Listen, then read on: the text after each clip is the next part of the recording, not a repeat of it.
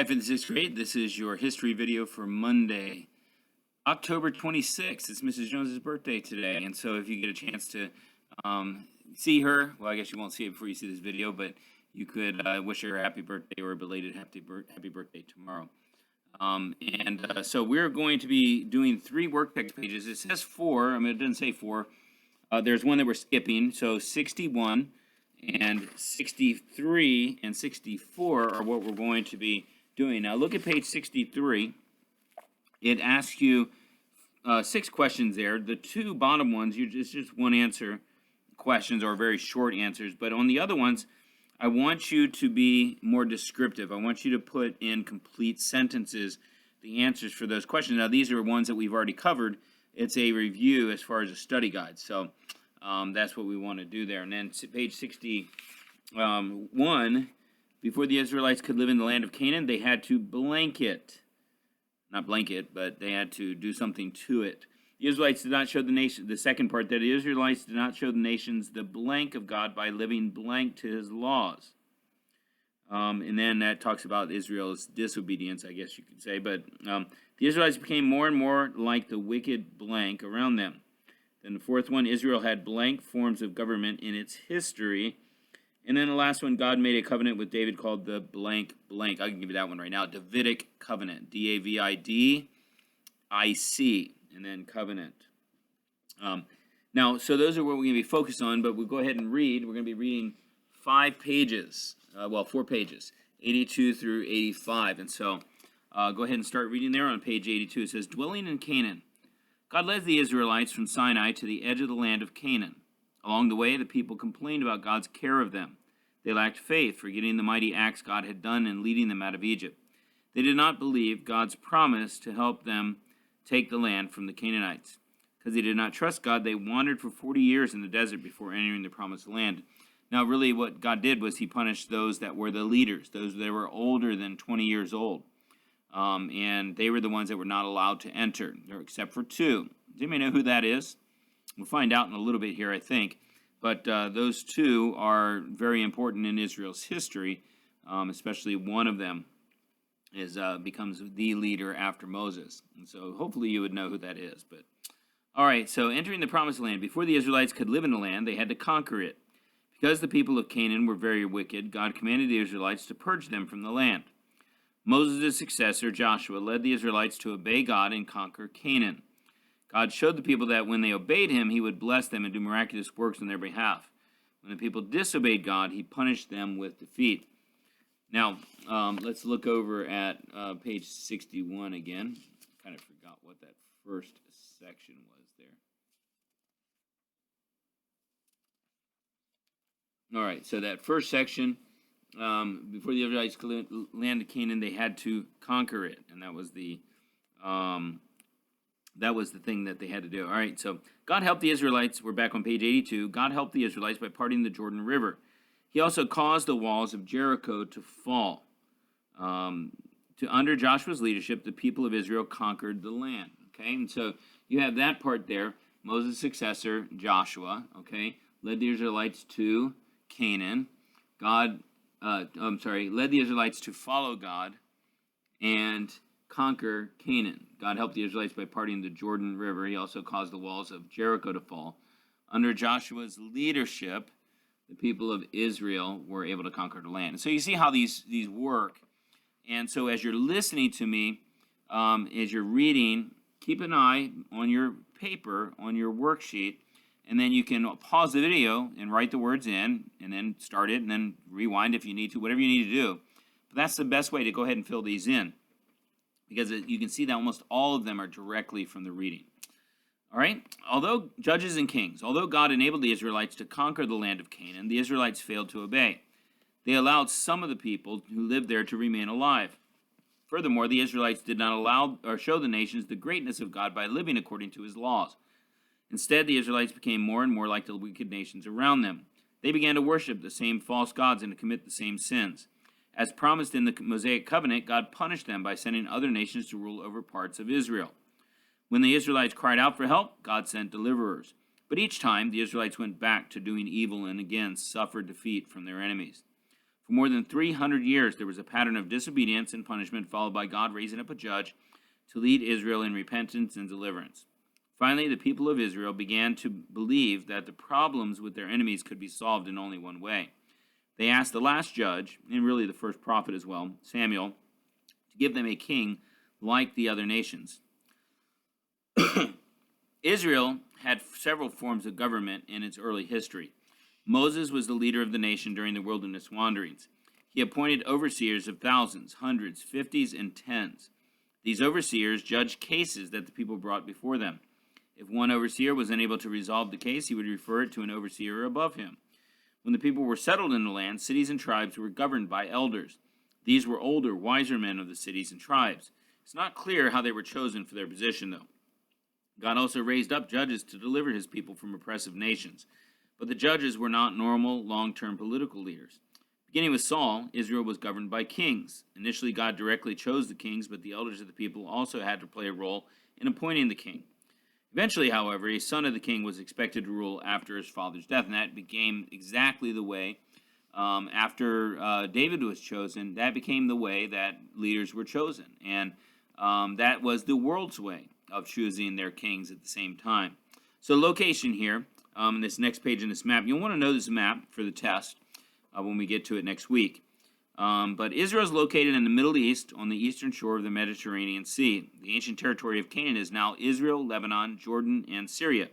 And so you see the old picture here, and then you can see where everything is now in that part on the right. It's a very small part of the world, but at that time of the world, it was the crossroads, especially between Egypt and the northern parts of Africa to the rest of the world, into Asia Minor and other places. And so it was a very important part. The climate is temperate with mild winters and warm summers. Temperatures range from 48 degrees in the winter to 90 degrees in the summer. In the northern mountains, annual precipitation may reach 40 inches. In the southern deserts, there is little rainfall. The topography: 5 major land regions run north to south. The lowland coastal plain lies along the Mediterranean Sea. Rolling hills and valleys lead to the Lebanon Mountains in the northeast. The valley of the Jordan River lies to the east of these hills, and farther east is a large plateau. The desert lies in the southeast. Natural resources. Modern Israel has few natural resources. Petroleum and natural gas are available. Bromine and magnesium are extracted from the Dead Sea. So there you have a couple of them. Let's look at the Phoenicians here. The Phoenicians, it says Canaan contained several different civilizations. One was the Phoenicians. They were prosperous traders, craftsmen, and businessmen. Traders from other civilizations went to Phoenicia for a purple dye made from shellfish. People used this dye to color cloth. The purple cloth was very popular. It was worn only by royal or wealthy people. The hills of Phoenicia were covered with forests. Many of the trees in these forests were the famous cedars of Lebanon. David used wood from these forests when he built his palace. Solomon also included Lebanon cedar in the construction of the Temple of Jerusalem. One of the Phoenicians' greatest achievements was the development of an alphabet. In fact, the modern English alphabet can be traced back to the Phoenician alphabet. The leading city-state of Phoenicia was Tyre. It was located along the eastern coast of the Mediterranean Sea, both on the mainland and on an island. Tyre grew wealthy and prosperous through trade. However, the prophet Ezekiel warned that Tyre would be destroyed. Nebuchadnezzar, the Babylonian king, destroyed the mainland section of Tyre in 571 BC. Years later, the city's rubble was thrown into the sea to make a land bridge to the remaining island city of Tyre. After that, it was never again a powerful city. All right, to the bottom there, it says, God warned the Israelites that a king would take their sons for his armies. The king would also take their daughters to work in his palace. He would take the people's land and crops to feed his servants and armies. But the people still wanted a king. About 1020 BC, God told Samuel to anoint Saul as Israel's first king. At first, it seemed that Saul would defeat Israel's worst enemies, the Philistines. But Saul refused to obey God. Although Saul was king for many more years, he never led the Israelites to completely defeat the Philistines as the people had hoped. Because Saul disobeyed God, God chose David to replace Saul. Under King David, the Philistine armies were finally defeated. David also captured the Canaanite city of Jerusalem and made it the capital. During his reign, the nation of Israel more than doubled in size. David was the king of God's special choosing. He would serve as a model for all the kings who followed him. David was not a perfect king. He did some very bad things, but when confronted with his wrongdoing, David confessed his sin and repented. If you go to the story of Saul, when he was had destroyed the city of Amalek and taken the king Anak, and he had the people take the sheep. The people wanted to sacrifice the sheep to God, but God had said to destroy everything and everyone. And Saul didn't do that. And Samuel came, and he says, and Saul meets him, and he says, "I've done everything the Lord said to do." And Samuel says, "Well, what's all this bleating of the sheep in my ears?" He says, "Well, the people wanted to take the best and offer it to the Lord." Wasn't that a good thing? Basically, he didn't say that, but that's kind of what he was hinting at, because he knew he did not follow God. And Samuel says, "Well, you didn't follow the." He said, "No. They just wanted to sacrifice to the Lord, but they didn't follow God. They didn't obey Him, and he didn't obey them as the leader." And that was a lot different than David. When David was confronted with sin, he did repent, and he did turn back to God, in spite of the fact that he had sinned, even in a great way. The Davidic covenant, 2 Samuel 7:8-17, is part of God's promise to restore the blessings of the creation mandate. God promised Abraham that kings would come from him. Later, God revealed that a great king would come from the tribe of Judah, the tribe from which David came. This king would rule not only over Israel, but also over the whole world. This king would set right all that is wrong in the world. In the Davidic covenant, God promised David that he would always have a legitimate heir to his throne. God would establish David's throne forever. Jesus, David's descendant, will rule from David's throne forever, fulfilling this promise. Jesus is the promised king who will rule over the whole world and set right all that is wrong. And that's going to be different for us. We're not used to that type of thing, a king. We're used to electing, like we're getting ready to in a little bit over a week, a president, and he can only rule for 8 years at the most, and it's 4 years at a time. And so it's a lot different than what we're thinking of. But when that time comes, we are going to be blessed more than anything, because that king, Jesus, is perfect. And when David did good, the nation was blessed. And we will be blessed at that same time, because Jesus is always good. Something to look forward to. Last page. Most importantly, David led the nation in following the true God. Just as God had made special covenants with Abraham and with Moses and with the Israelites, God also made a covenant with David. In the Davidic covenant, God promised that David would have a great name. David's dynasty would last forever, and God would be a father to the Davidic kings. If David's descendants disobeyed God, they would be punished, but God promised that he would fulfill all the promise of the Davidic covenant eventually. After David's death in 961 BC, his son Solomon became king. God gave Solomon wisdom and understanding that no other person had ever known. Israel became wealthy during Solomon's reign. Solomon's goblets were all made of gold, because silver was so common that it was not valued. He built forts, palaces, and storehouses throughout Israel.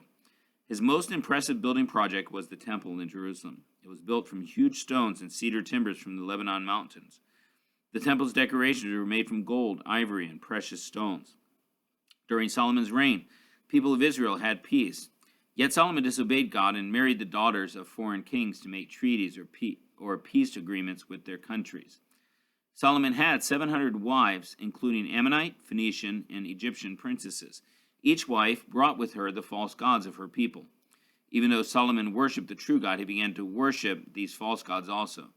He even built palaces of worship for these false gods. Now, I know what you're thinking. 700? I thought it was 1,000, Mr. Jones.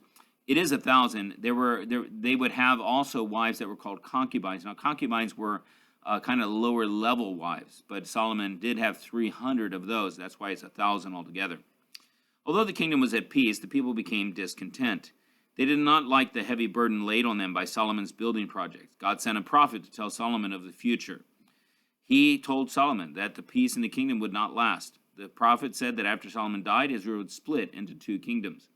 However, God would keep his promise and permit David's dynasty to continue. Now, at the bottom there, identifying costs and benefits. Throughout history, this is the part that you're not going to, this is for page 62. They're looking at that people have made decisions. The decision involves choosing between at least 2 things. As the decision is made, aspects of each choice must be considered. We may call these aspects the rewards and consequences, pros and cons. And so we're not going to talk about that. And so you don't need to worry about that part.